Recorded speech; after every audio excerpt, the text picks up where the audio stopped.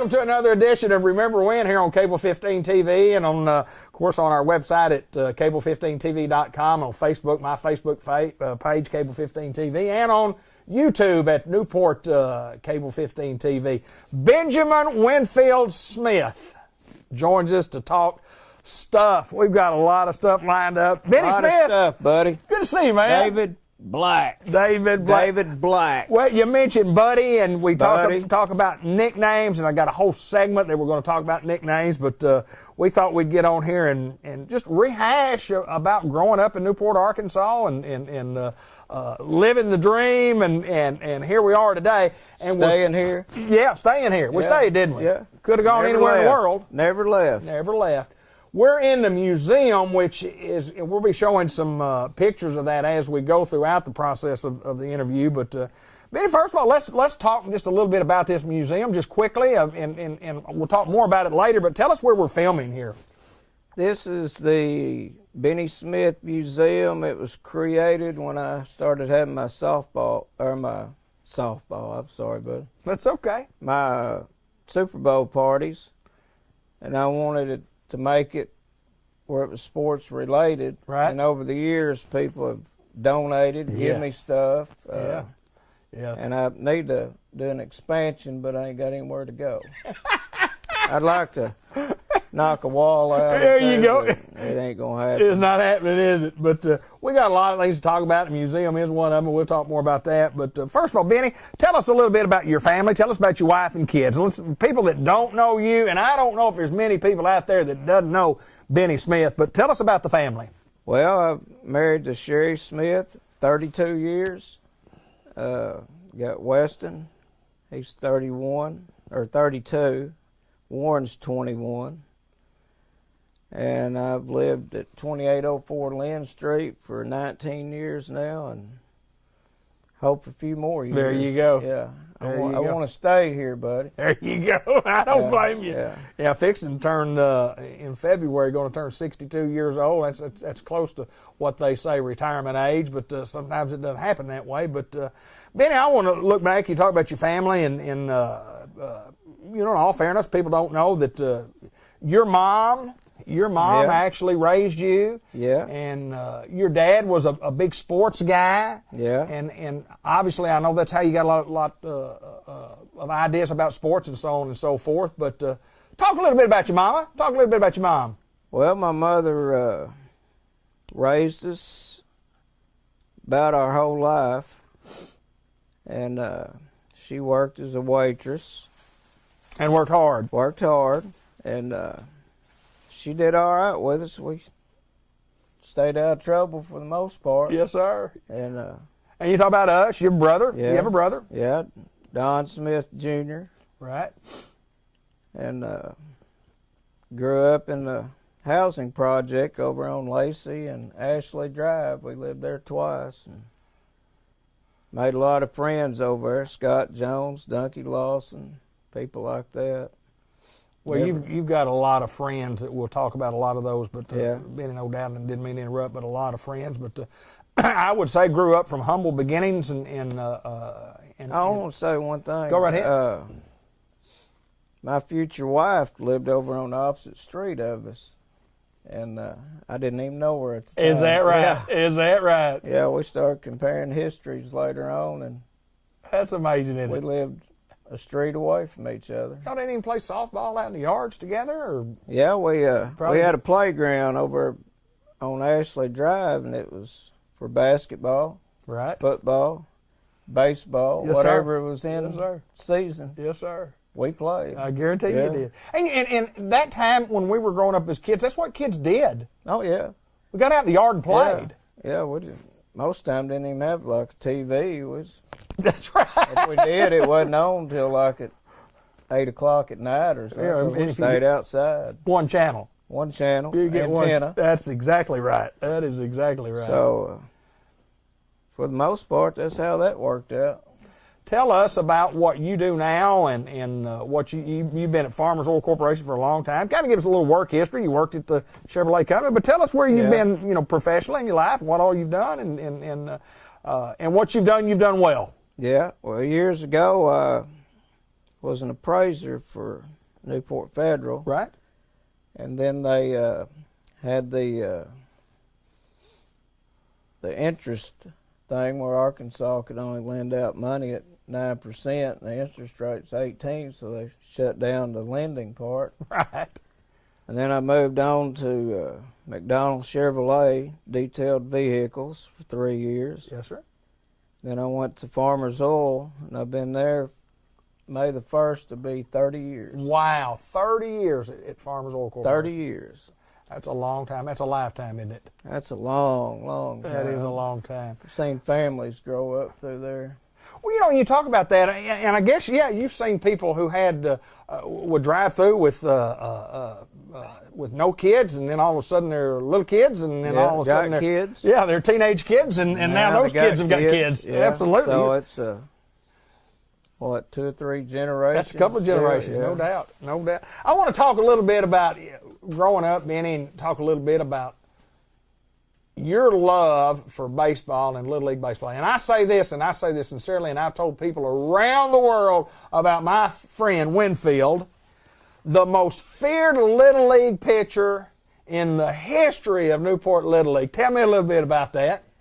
Well, growing up, like I said, we didn't go on vacations. Baseball was my summer vacation, and these people would say, I can't be here next week. And I'd say, man, we got baseball. You know. So being outside playing baseball for hours every day, I learned how to throw a curveball. Yes, sir. And when I was 11, I knew how to throw one. I really didn't know how to throw one. Right. I could throw one, and I could pitch, and I didn't know how to pitch. I just threw it. But right. when I was in 12th grade, or 12 years Yeah. old, I'm not bragging on myself, but I dominated over You there did when that? I did. Yes, sir, you did. Nobody could hit I it. had a 6-inning game out of 18 batters. I'd average like 15 strikeouts a game. That's correct. And but I still didn't know how to pitch. I just knew how to throw a curveball, and everybody's scared of it. They'd back out of it, and then I'd throw a fastball. Yes, sir. And they didn't know if it was a curve or not. And it was like, I don't know how you describe it. It was just like a little magical year I had. Well, I could describe it as a hitter. I mean, Yeah. you're up there and you're 12 years old, and the first thing you're thinking about anytime you get in a batter's box when 12 years old, you don't want to get hit. Yeah. That's the first thing you're thinking about. And then all of a sudden, a ball's coming at you, and then you bailing out, and Yeah. when that ball break right over the plate, you know, umpire just punch you out. You couldn't hit it. Yeah. You really couldn't hit it. And tell me about moving up Little League baseball, go into Babe Ruth ball. Well, buddy, sad part about it was I think I peaked out when I was 12. I made a couple of all-star teams, Yes, sir. 14, 15, but Right. I wasn't a starter or nothing. Right. I still liked baseball. And like I said, I peaked out when I was 12. And kind of sad, but it's the truth. A dominating force, though. I've been around Little League baseball all my life, and I've been in our same age, and and spent a lot of time together in our youth and in our grown up days and our young adult days, but I'm serious. It was just you were dominant. You were dominant. Yeah, I hate to brag on myself, but Pretty good 12th time. grade, or my 12-year-old season I was unhittable. Some people peak a little early, don't they? I always told everybody that the only person I never could get out was Randy Keithner. Left-handed. Left-handed, and Yes, for sir. some reason, he killed me. Yes, sir. But other than that, I handled you and Sure. Sam Nicholson. Absolutely. All of Yes, sir. Ronnie Helms. Yes, sir. Joe David Smith. Joe Lee David Condit. Smith, Condit. Yeah. Yes, sir. Now, when Condit pitched for his team and then pitched against me, it was kind of a almost even battle. Well, y'all have classic game. Have a classic game. 2-1. 2-1 game, Little League 2-1 baseball in game, Little or League 1-0 game. Absolutely, absolutely. No walks, No. nothing like that. So Lee can throw a little wrinkle too. He he had a that little curveball on him. He could throw a pretty good ball. Yes, sir. But he never beat me. Is that right? No, he Is never that beat me. right? We're visiting with Benny Smith. Remember when? We got a lot of things we want to talk about. We're just getting started, and I know we could sit here and talk hours on end about some of the great stories, and we've got some great stories. Visit with the great Benjamin Winfield Smith. We know him as Benny, the Four Horsemen, and you mentioned the Four Horsemen. I want to talk a little bit about, I wanted to get into the Babe Ruth story, but you mentioned the Four Horsemen, and I want to talk about how the Four Horsemen came. How'd y'all come up with that? And then I want to talk about the members who are in the Four Horsemen, because I think there's more than four. Yeah, there's more than four. I think there's about nine or 10. We put a cap on it, though. Okay. Tell me about the Four Horsemen. Four Horsemen originated out here by the swimming pool one day. There was four horsemen in wrestling. Okay. And me, Flabby Fletcher, Kenny. Okay. Kevin Pierce. Okay. Psycho Wilson. Okay. And we struck the pose like the Four Horsemen did. I got you. Y'all were the original four. Original four right there. And it expanded a little bit after that. We've got Sam Nicholson, Shane Hutchison, Michael Lou Allen, Brian Smith, and Scotty Gann. The Four Horsemen has grown. Have you got them all? I'm pretty sure if I remember another one, I'll butt right in and just tell you, buddy. I see so many pictures of Ricky Morales. I see Ricky Morales. Yeah, I see Ricky from time to time. Yeah. But anyway, Ricky Morales, Four Horsemen. Absolutely. I'm sorry, pretty, I forgot you, but yes, I'm making up for it. Yes, sir. But so, I mean, the idea is just for the picture that leads me into the wrestling part. When you talk about wrestling, yes, wrestling was a love for you.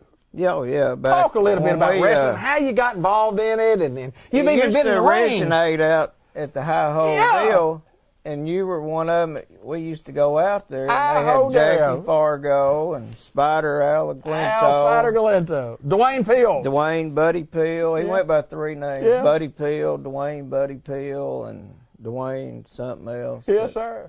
You remember Bobby Whitlock? Bobby Whitlock. Yes, sir. And anyway, I followed it. I picked it up when Jerry Lawler became famous over at Memphis every Saturday morning. Yes, sir. At 11 o'clock, he was in front of the TV watching 13, and then it changed to Channel 5. But it kind of rocked on, and they started having local wrestling around here up across from the Sonic.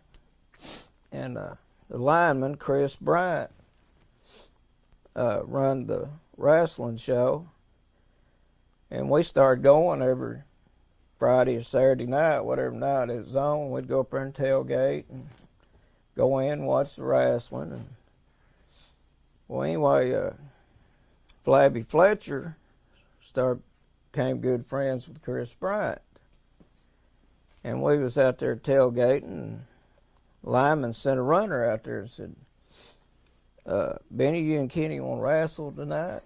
And we looked at each other and we said, yeah, we'd love to, man. It's just a dream had come true. And so we ran up to Walmart, bought some elbow pads and knee pads, and come home, changed real quick, went back up there, never been in the ring before. But you'd seen a lot of it. Oh, seen it. Yeah. Millions and millions of hours of shows. And so he sent another runner over, and he said, come on over. And we went over, and he said, I'm going to put you and Kenny with two other wrestlers, Tommy Wayne, and I think it was Excalibur. Okay. And y'all going to go against me and Cujo. Well, Cujo, do you remember the dog movie, Cujo? Absolutely. That's the way he'd get in the ring. All right. He was 6'6". I know him, yeah. 320 pounds. Big man. Cujo's a big man. And I thought, man, yeah, let's go for it. And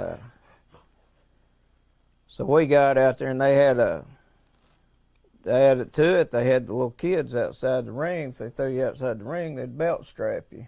Wow. Little kids, they gonna go full blast. Is They that ain't right? letting up.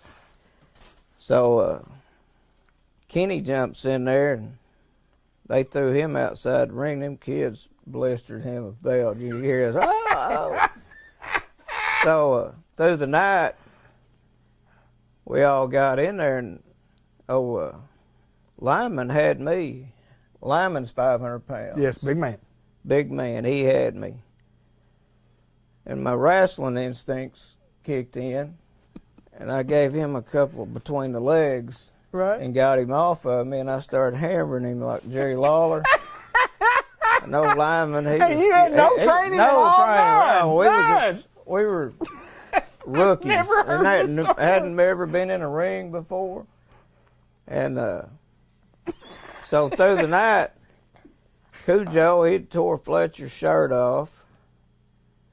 And well, anyway, these guys come running out of the back and knocked Lyman out, and we tore his jersey off of him, started running around the ring, and chased us back out of the ring. And Yes, sir. when we got back in the back, man, we thought there couldn't have been two people as excited as me and Kenny Flair. We'd been in the ring. We'd been beat around a little bit. Yes, Everybody sir. says it's fake. Yeah. Get you, You know, there's a of it. certain part of it fake, Right. but man, next day we was both sore. I Couldn't imagine. hardly walk. I imagine. Boy, we had the greatest time ever. Wrestling's such an entertainment. I mean, Oh yeah, we had people hollering at us, cussing us, Yeah, and everything yeah. else, and you just turn around and cuss them back, Yeah. and it was just great, man. Yeah, say anything you want. Kids, women, they all holler at you. You know, you talk about the high hole. Just and this story is not about me, but the story I'm gonna tell is this program is not about me. But I remember one time at the high hole where you might have been with me when these guys got up there and they were just beating the heck out of each other. And more than we stayed around till after they got ready to go, and they all got in the same car and went home. Yeah. You remember that? Yeah, we followed them out of town. Yes, sir. What are they doing? They stopped down there at the convenience store and got out, went in, I got them some refreshments. Yes, for the sir. road. Yes, sir. Yes, sir. Yes, So we sir. had another match. I'll go through it real quick. Okay. 2 or 3 months later, Lyman come up and he said, "Man, y'all did a good job. I think people are wanting you back." So well, this time it was Lyman and the Childers boy. You remember Joe Childers, his son? Sure. And he was the referee, and we'd been riding him, so they put us in match, and his loser loses their hair. And Fletcher's proud of his hair. I didn't have much hair to lose, so Childers volunteered was going to cut his hair. And this time we got to walk out by ourselves, had our own little walkout music. We are the champions. And we went around, we went through some strength things, where you bend each other's hands back. Well, anyway, we knocked Childers out, and then we got Lyman handcuffed to the ring and beat him around a little bit. And then we went over and started working on Childers' hair, and they ran out of the back and run us out of the ring. Is that right? To the crowd booing and Yeah. cussing us Yeah. and all that. Bad guys then. Bad weren't you? guy. Yeah. We was always the bad guys. Yeah. Yeah. But You always have bad guys and good guys. You have to. I mean, and then in professional wrestling, they change a lot. But yeah, we were commonly called the heels. Bad guys. the heels. Heels. That's correct. Heels. Yeah, the heels. And we went by the name of the land surveyors after Fletcher's business. What a combination of Yeah. tag team. Every once in a while, we'll still go to wrestling, and somebody will say, "Man, when y'all coming back?" Or Right. "What happened to the land surveyors?" Yes, sir. Yes, sir. Well, the land Just a surveyor got a memory. little older. Yeah, just a memory now, but Yes, sir. I wanted to, Ben, how are we on time right here? And just we're all right, we're good. I want to change subject, change gears here just real quick. We'll talk just a moment about and kind of going back to baseball. But you play as long as you could play, and then when you can't play baseball anymore, and we had a softball league out here that had 2 divisions, 2 men's softball, and 30-something teams in these 2. Oh, yeah. We played softball. It was a men's and a women's league out here, and there was just lots of people to play. Tell me about softball. Tell me. Well, what happened there is when the Newport softball league started, you didn't have any more leagues. You didn't have a league at Batesville. You didn't have a league at Jonesboro, or you didn't have a league anywhere, and they came here. Right. And we'd have like 14, 15 teams in the lower division, right. 14, 15 in the higher division. Yes, we had them sir. from Batesville, McCroy, Harrisburg. Yep, didn't we? Everywhere you could think of. And when the other towns started having their own leagues, it kind of shrunk and kind of disappeared after that. But you played softball. You were a pitcher, mostly a pitcher, and a good one, mind you. Yeah. Slow pitch softball. Got any stories that you remember about softball? I mean, I know there's hundreds of them that you could tell, but I know there's a lot of joy. Tell me some of the teams that you played on. Well, we played as Miller. Okay. Newport Independence. Okay. Newport Federal. We played Newport Independence for a long time. Is that right? Yeah, we couldn't get one sponsor, so we'd get about 10 sponsors. Gotcha. But who's some of the guys you played with? Who's some of the guys? I mean, boy, you played on some good teams. I know that. We don't want to leave anybody out, but we're going to have to leave somebody. Yeah. Kenny Fletcher was one. Yeah. David McElrath, my brother. Bergen boys, Russell and Greg. Yes, sir. They were good. And Russell Lane played a little bit with us. And Logan's boys, Commondale and DL. Yep. And Sam Nicholson played some. Jimmy Pigpen Scarn. Pigpen. One of the most underrated players you could think of. I would agree. Yeah. Great American Legion baseball player. Great high school player at Tuckerman. And didn't get a lot of the recognition that he probably deserved. You could go through a game and you wouldn't know what he done, and after the game it'd be 4 for 5, scored 4 runs. Yeah, 5 stolen bases. Yeah, just something like that all the time. Flawless in the field. Yeah, Jimmy Skirm was a tremendous baseball and softball player.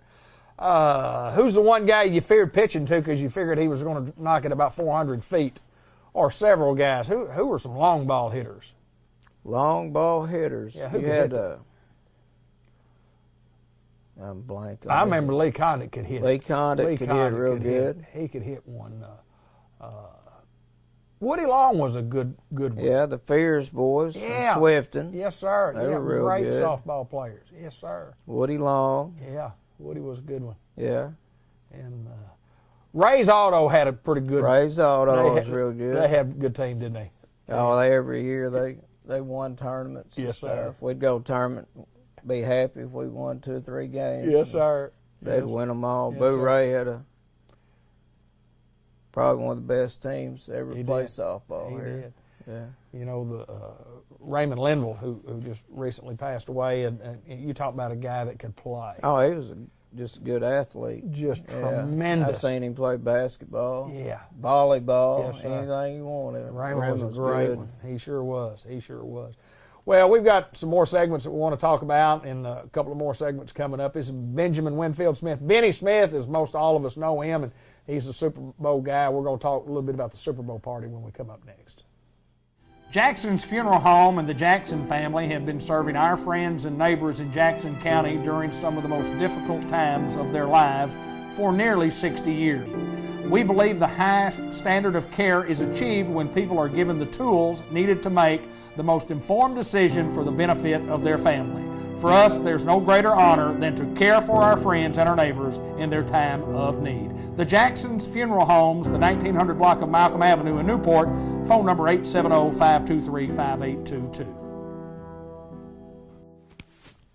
Benjamin Winfield Smith, my good friend, lifetime friend. Lifetime. Done a lot together, hadn't we? Yeah, at least 54 years Yes, out sir. of 62. That's not too bad. No. Yeah, we teamed up there and started playing Little League baseball together and been good friends ever since. Spent a lot of time. But went to college together. College. Lived together in college. Yeah. And you spent a lot of time at Earl M. and Lois's house. Yeah, I was raised there. I was raised on Linden Circle. Yes, sir. We want to talk about the Super Bowl party, and you say, well, everybody has a Super Bowl party.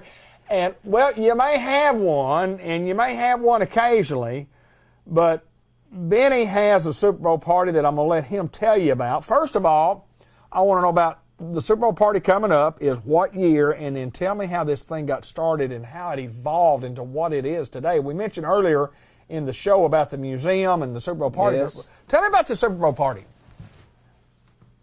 This coming year will be my 30th Super Bowl party. And it got started, I lived over on Graceland Drive, and I'd watched a few Super Bowls by myself, and I invited 4 or 5 people over. It wasn't nothing big. Next year they wanted to come over again and again. Did this about probably 4 years over on Graceland. Then I went into the card shop business, and it was out there where the old Ideal, next to the Ideal Bread place. Jim Heatherly had a little shop out there. And I'd bought that from Kevin Young, and I moved my my Super Bowl parties out there, and it started getting bigger. We'd start bringing food and refreshments, and then when we moved here in '98, I said, well, let's move it to the garage, and it's steadily grown from that. Well, the women had a few women say, why come we're not invited? Well, about 15 years ago, I come up with a deal. Me and Sherry was talking one night, and she said, well, let's have a party for the women the week before. Right. So we started calling that the pre-Super Bowl party for the ladies. Right. And well, anyway, through the years, I started putting sports stuff out here, and it just kept getting bigger and bigger, more people. I think we usually have roughly 30, a little bit more than 30. Well, I'd been in the Guard for 22 years, and I consider myself somewhat patriotic. I've served my country, and I thought, what could I do? Because I've put everything. This thing's amazing. Yeah, anything I could think of's out here, and there was something missing. Well, up there at work, a couple of steward boys, they're up from out around Oil Trough. Both of them go to ASU on choir, and I asked one of them one day, I said, what are you doing Super Bowl Sunday? And he said, why? And I said, I want you and your brother to come sing the national anthem for us. And they showed up, and then I thought, something's missing again. Sam Nicholson's granddaughter plays the violin. So she comes and plays the violin, and they sing the national anthem live. Wow. And that was my latest thing. I haven't come up with anything since then, but they show up on a yearly basis and sing our national anthem for us live. Isn't it something? And but it's going on. It's a happening deal. It is. That's the only way I can describe it. It's a Super Bowl every party. year. It's a lot of fun. And you got 2 parties, and we all chip in, let the women play a board off of it. Right. I know it might be illegal. I don't know if No, I should be it's saying not. that. Yeah, it's all right. But they get a kick out of that. Right. Well, So I mean, when you're playing with Monopoly money, it doesn't matter anyway. Right. Does it? It's that's what I meant by when we chip in on the Monopoly money. That's right. That's right. But this will be my 30th year, and a few of them are starting to wonder if I'm going on past that. And I told them I'd let them know after the 30th one. There you go. So they're kind of in suspense right now whether it's going to be 31, 32, Right, 33. Well, you've had some people that have attended a lot of those. And I've got to mention, our old baseball coach has been to every one of them. Little Johnny. Little Johnny Clark. Little Johnny Clark. I was going to He's mention driving Johnny. in from Maumelle now. Is that right? Yeah. Yeah. Little Johnny Clark. Been to every one of them. Every one of them. This will be his 30th straight. What a great guy. Frank Love is behind him at about 24. Right. And every year he waits to see if Clark's going to show up. And we'll be sitting here and we'll hear this, woo! It's Little Johnny Clark coming through the door, baby. One of the great guys. Oh, yeah. Oh, man, just one of the great guys. He was our Babe Ruth coach, and we finished third in the state. Yes, sir. Yes, sir, he was.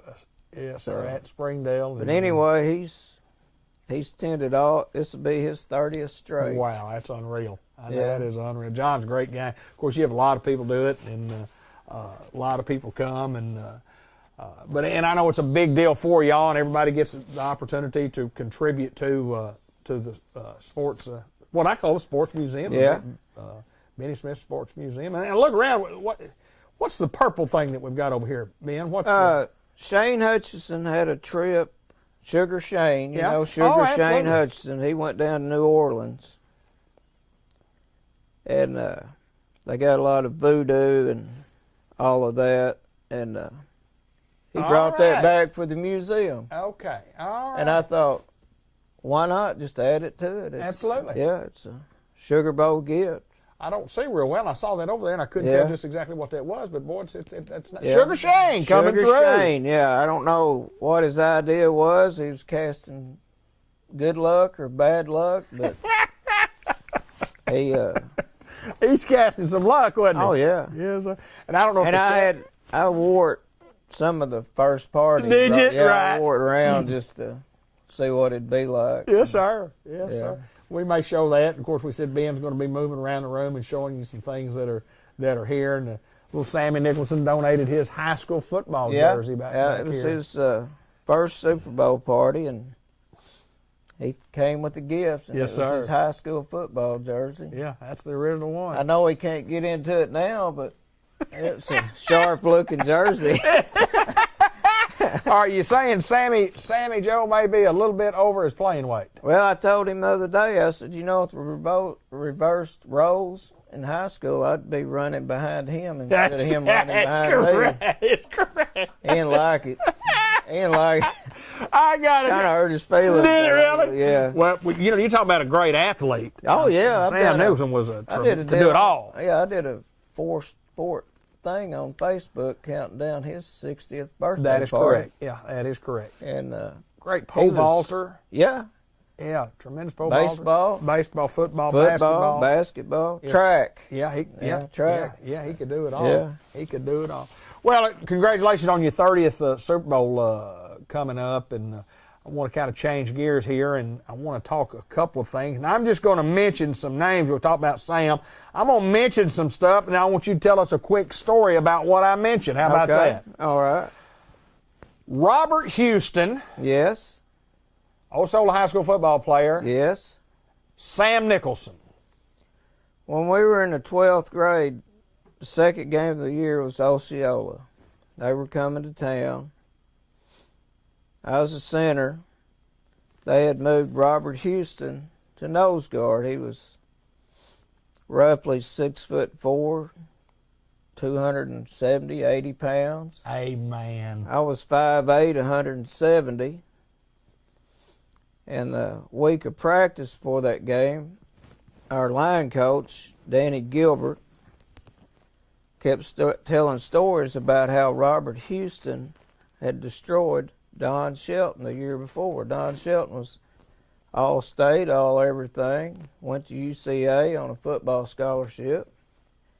About Thursday was having a little meeting, and Coach Gilbert stopped and he said, I might ought to quit telling these stories. Smith might not even show up on Friday night. Well, I'd already had a few thoughts about not showing up. So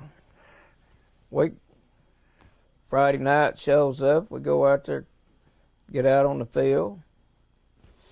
First play of the game, Robert Houston knocks me from here to the old Walmart store. And I look around, and he had hit Sam Nicholson, picked him up, and drove him into the ground. I was like, oh, man, that was a great hit. Well, little Sammy, he jumps up. I didn't think he'd get up. He jumped up. He come up there, cussed me up one side, down the other. Won't know why I wasn't going to block him. I thought, man. So the rest of the game, I tried. I stayed with him. I took a beating. I mean, if they could have arrested Robert Houston for the beating he gave me. About the late third quarter, I missed another block, and he hit Sam pretty good. Not as good as that first time. He like killed him that first time, but old Sam jumped up, and I went over and I said, I don't want to hear a word out of you. I said, he has beat me all night, and he's hit you twice. And little Sammy kind of looked at me and walked off. Never said another word. But old Robert Houston killed me that night. That's a great story. That's a great story. Robert Houston, just a tough guy for sure. Next thing I want to ask you about, I'm just going to spell a name for you, and you tell me what this means to you. Okay. Buddy. Back when we were younger, I always called you Buddy. Yes, sir. Well, right there at the first, you really didn't like it.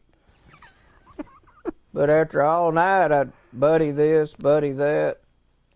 You would finally get me down and show B-U-D-D-Y. Well, a little bit harder than that, but he was trying to tell me that don't call me Buddy, but it never worked.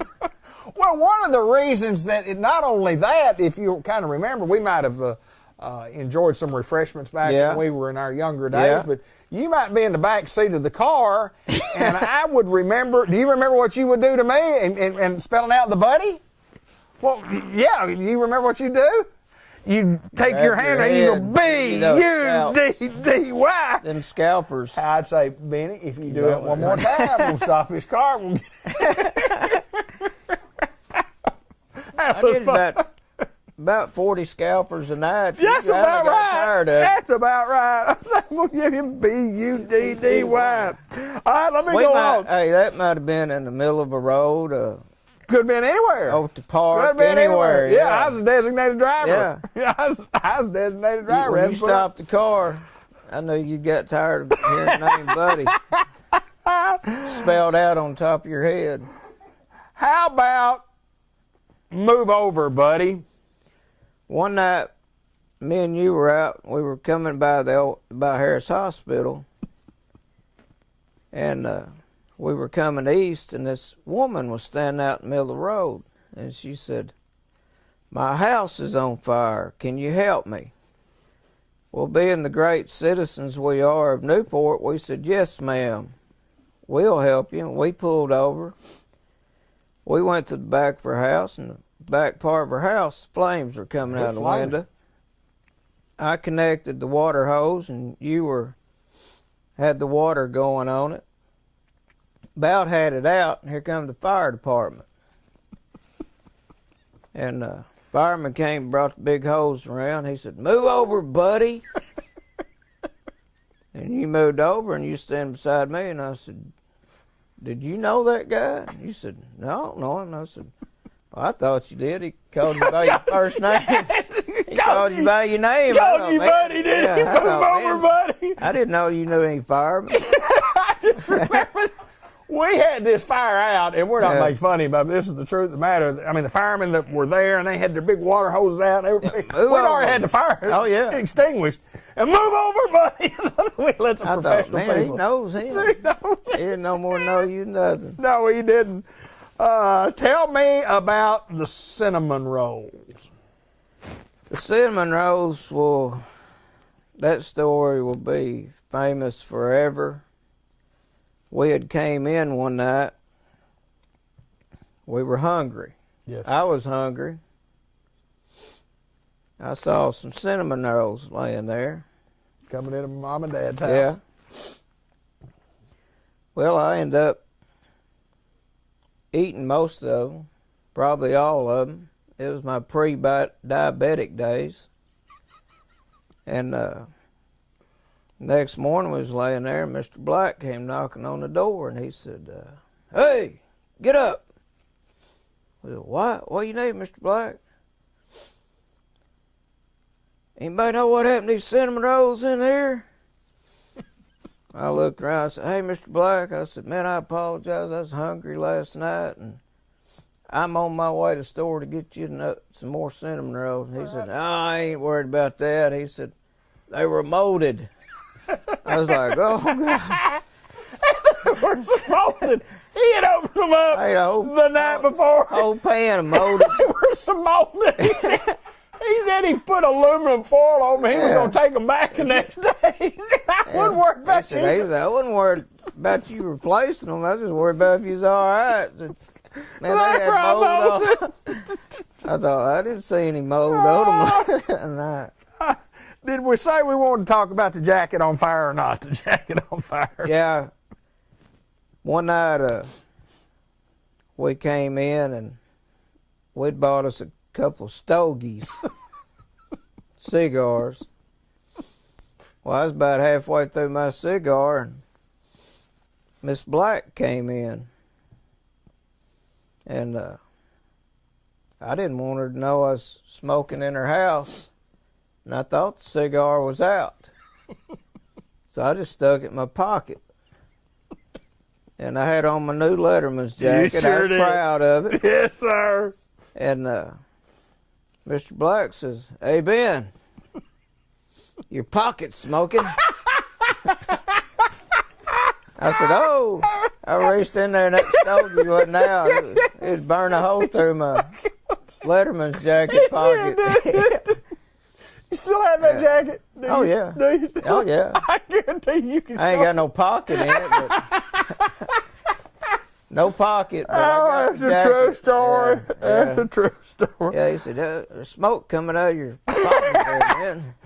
Tell me one Turner's Cafe story. Just bring something up about Turner's One Cafe. night, we had left a local establishment we always went by, grabbed us something to eat. And the guy that owned it, his name was William Paul Turner. Great guy. Great guy. Well, anyway, we were sitting at a table, and he come over and he said, He'd always come and sit with us. Oh, yeah, he he sat liked us with us. coming in, yeah. well, we noticed that night he just wasn't himself. He was just kind of looking around. He kept looking at this one table. And he said, "Boys, I might need y'all's help here in a minute." "Oh, yeah, Mr. William Paul, anything you need." We thought, we going to have to get behind the counter and cook or wash go wash dishes. dishes, whatever you wanted. We're game. We looked around, and there was 3 or 4 guys at that table. And one of them picked up a ketchup bottle and was drinking out of it. Well, William Paul jumped up, grabbed that old boy, hit him a few times. They all left. Well, William Paul, after it all smoke had cleared and he had run them off, he said, "Anybody see my watch?" And this girl said, "Yeah. Mr. William Paul, when you was over there taking care of business, your watch flew off and it flew into this guy's plate with eggs on it and everything. And he picked your watch up out of the eggs, put it in his pocket, and left." No, William Paul said, "Ugh." William Paul said, "Ugh." He said, "I don't guess I'll see that watch again." Anybody know who he was? No, nobody knew him. No, sir. But the guy got a free meal and a Free good watch. meal. He finished most of his eggs, but that girl said the watch landed right in the middle of his eggs. Oh, man. I want to tell one more story before we get into nicknames, or at least get you to tell the story. We talked about baseball earlier, and you played American Legion Baseball, American Legion Baseball team. And you were considered a utility player, utility man. Yeah, utility man. Tell us about that story. The utility man is, I played a little bit of outfield. I played a little bit of infield. You know, anywhere Coach Parnell wanted me to play. And, well, I thought that was the meaning of utility player, but every night when the sun started going down, Bubba would get Coach Parnell. I'm sorry, I will never call him Bubba. He's always been my coach. Coach Parnell jumped up. He'd come down there at the end of the bench and he'd look at me and he'd say, "Benny, need you to go turn them lights on." So anyway, that was the real meaning of a utility player. I went and turned the lights on. I'd have to go down to left field, throw the switches, go around the right field, throw the switches, come back, sit on the end of the bench. You told that story. Let's go back, buddy. Remember when I told you I peaked out when I was 12 years old? That's right.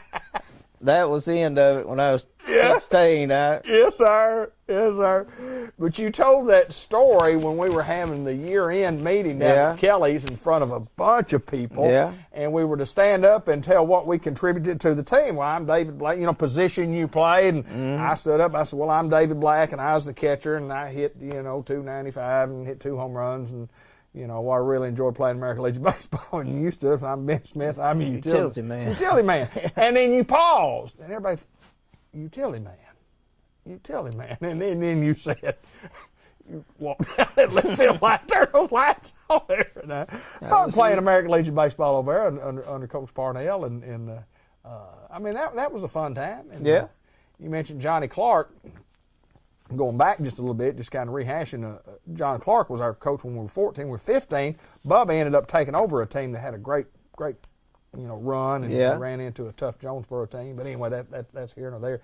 We got a lot of things that I want to talk about. I want to get into some nicknames here, and then we'll have one more segment after this. But I'm going to give you some names, and you give me their nickname. Okay. How about that?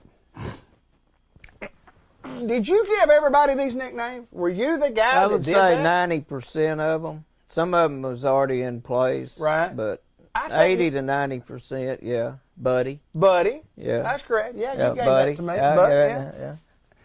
Johnny Victory. Pepe. 8th grade, 10th grade Spanish class. We all had to choose a Spanish name, and he chose Pepe. Milton Wilson. Flounder. Mark Wilson. Muff.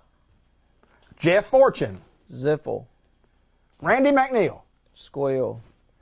Kenny Fletcher. Flabby. Lee Condit. Hamlin or Ham Condit. Leondis Hamlin Condit, named after his dad. Commodell Logans. Stacks, after the wrestler Haystacks Calhoun. Kenny Black. Head man. He was the head man. Sam Nicholson. Bezo, and then it changed to Beefer later on. Roy Perrin. Buck. Chris Welch. Ace. Mark Williams. Sack. Wow. How about Mark Brond? Goob. Or Squeezy, either one. Yeah, called him both. James Madison. Nagel, after Arnold Schwarzenegger. Yeah. He thought he was all muscled up. Mike Long. Pete Long's son, Mike Long. That would be the famous El Paso. Pat Long. Little L. Little L. Andy Wallace. Pencil. Steve Arnett. Hair. Bert Newell. Clyde. Wow.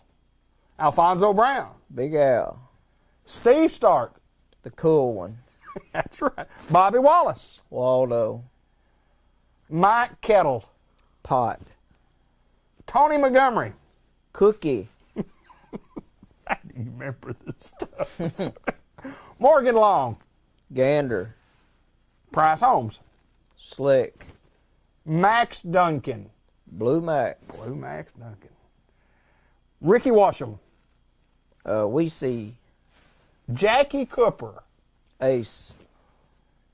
Jimmy Skirm, we'd mentioned earlier. Pigpen. Randall Castleberry. Snake. Dennis Ray. Boo. Man alive. What other ones do you remember? Cherokee Nation you mentioned. Yeah. Josh Nation. It's Josh Nation. He's Cherokee. Cherokee Nation. Yeah. Yeah. I mean, you just come up with these. Hey, how'd that? You just something in there. Something in my. I'm glad something's in there. Yeah.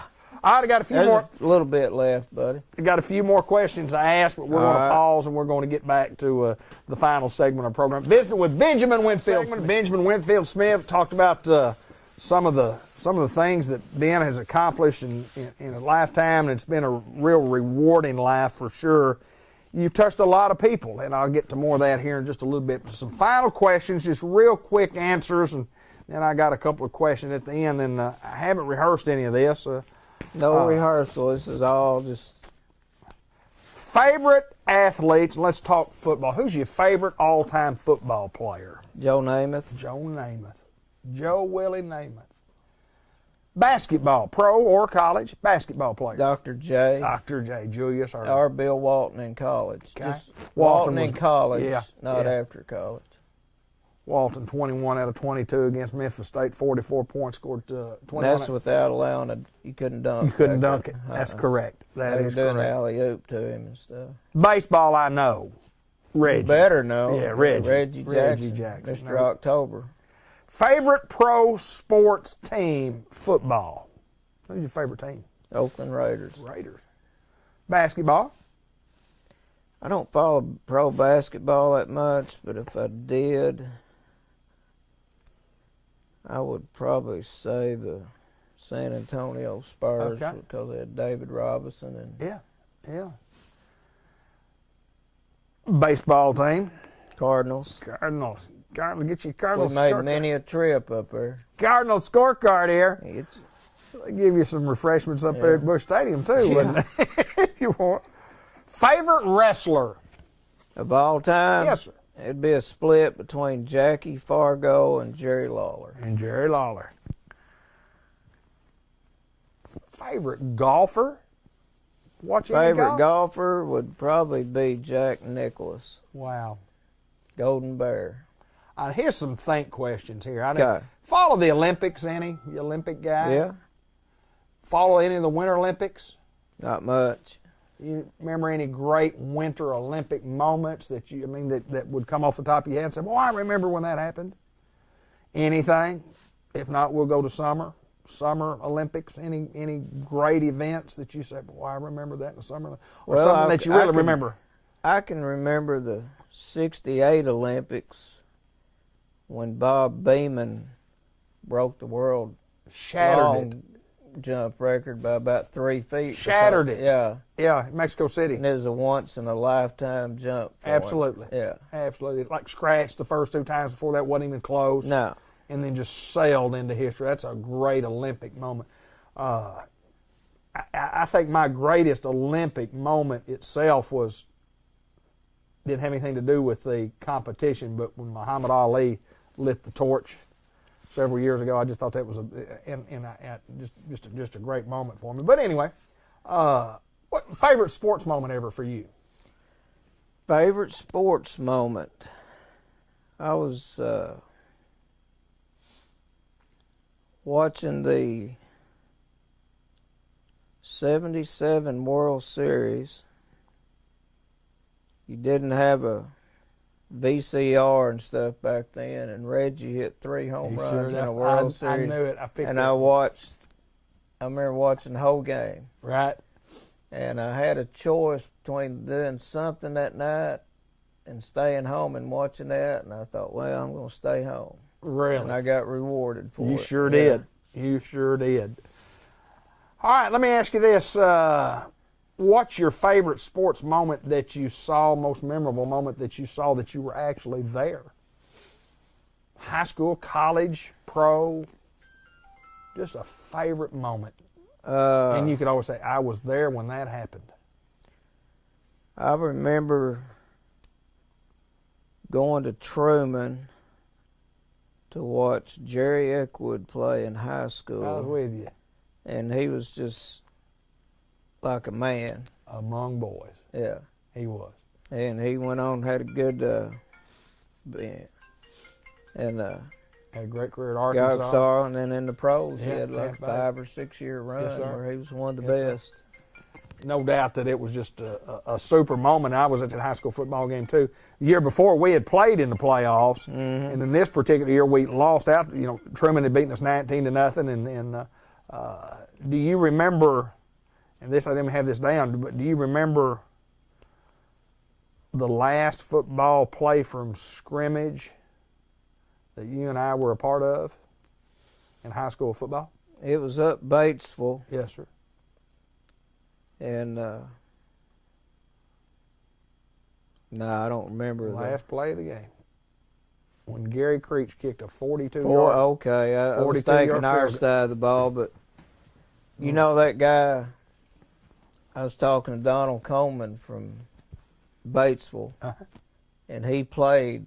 He was his senior year too, and he said that old boy had missed half of his extra points. Yes, sir, and never kicked field goal. Never kicked a field goal, and he lined up. What was it, like 42 yards? 42 yards. 42 yards. And when he kicked it, it went through the uprights and almost back to the concession stand. Yes, another could have gone 20 60. yards. Yeah, could have gone 60. Another 20 yards up the concession stand. Well, Donald Coleman told me one time. He said, "Would you like to meet that boy?" And I said, "Well, yeah, I would." And he said, "Well, someday I'll bring him through here and let you meet him." Right? He said he still lives up there.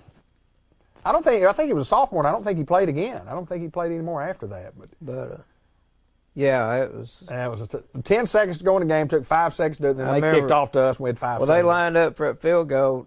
We were all over, kind of joking around. Sure, we got this game won. Fake. Yeah, they couldn't kick no 42-yard field goal, 43-yard field goal. There it went. Yes, sir. I remember straight through the uprights.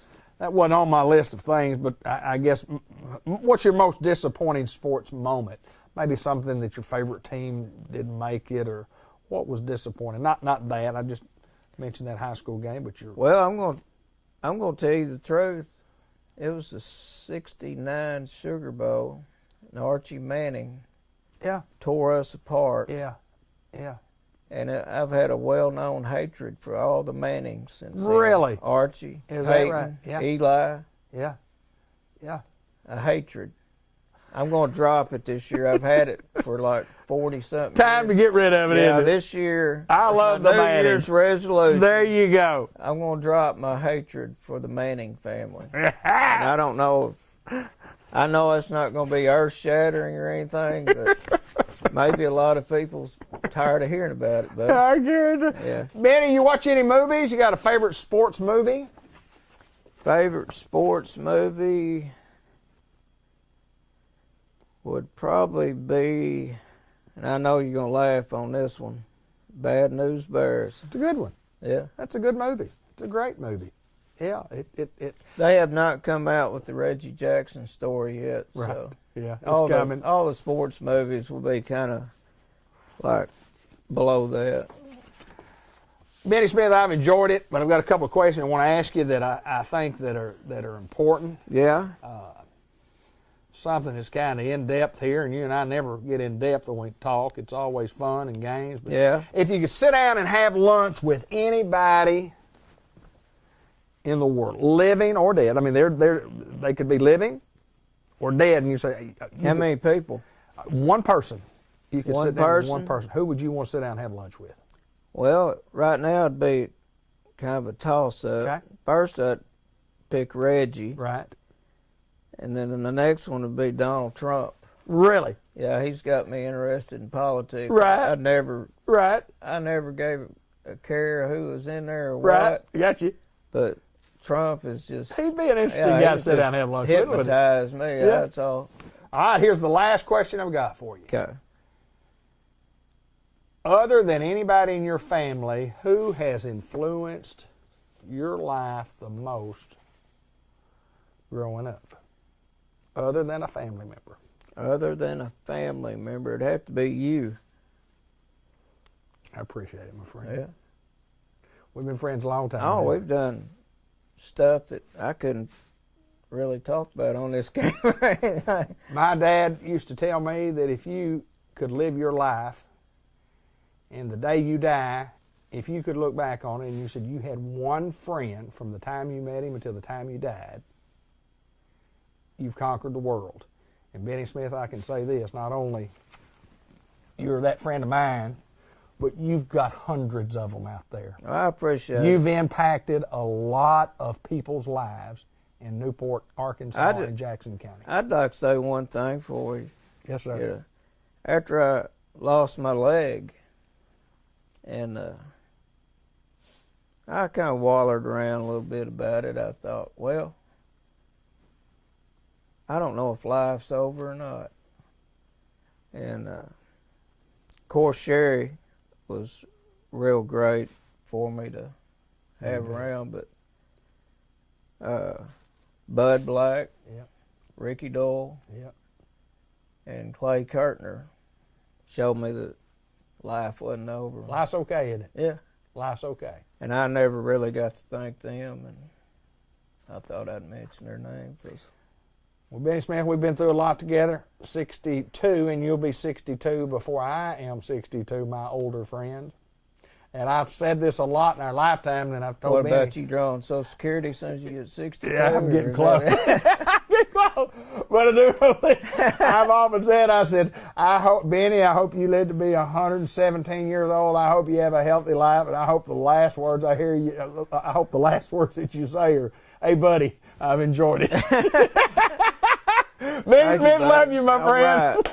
Right. Remember when with Benjamin Winfield Smith.